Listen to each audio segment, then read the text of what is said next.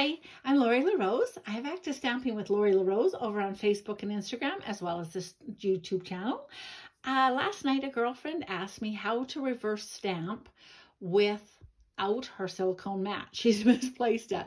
And so I was trying to figure out, I'm a Stampin' Up! Demonstrator for 20 years, and we've had a lot of different stamps over the years, one of which was a big shape.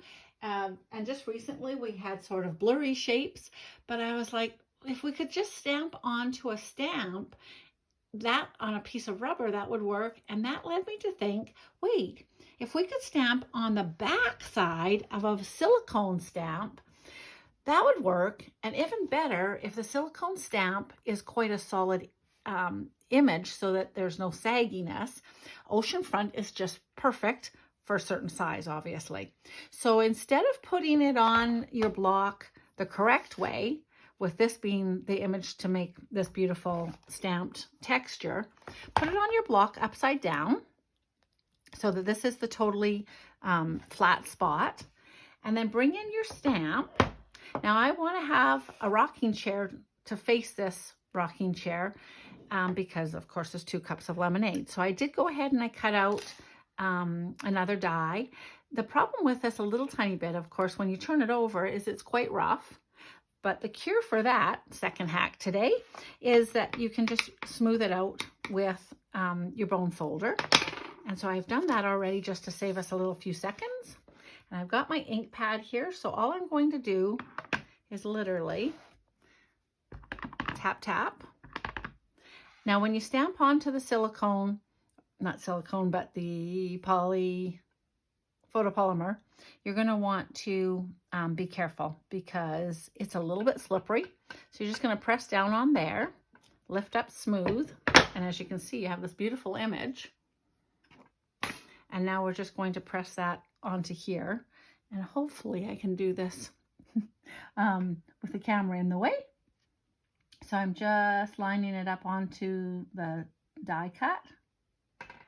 And then when I press down, you don't have to press totally firm because you're not sort of transferring from the different spots. You're just pressing the image, you're transferring an image from image to image. Now this is sticks on there just a little tiny bit, and there's no little ledge. So you're just gonna be a little bit careful to pull that off. And you have a perfect, exactly where you want it, with the way that we're used to stamping.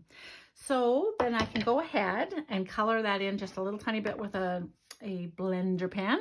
And I popped another pillow on there, and all of a sudden you have your pal to have lemonade with on your spot. Now I wondered if you could do this with red rubber because it works really, really well with a silicone and even with a little bit of details. So I did try it with a solid. This is a red rubber. It's also a solid image, but we really would like to have 2 mittens. It works okay, and probably with a little bit of practice, maybe it would be even better, but it's not perfect. So I will say outline stamps probably work best. So I did think that I would show you and demonstrate one other time just in case you're like, what? And also just to show that it does work with red rubber as well as the silicone. I'm wiping the wrong thing. That's okay. So I'll just clean off the stamp. You definitely have to clean off your stamp in between each time you stamp, obviously. So again, I'm going to stamp him. Press him down onto here. As you can see, you have the perfect image. So then you can just press him onto here. Because his eyes are looking backwards, I'm actually going to put 2 back to back on him.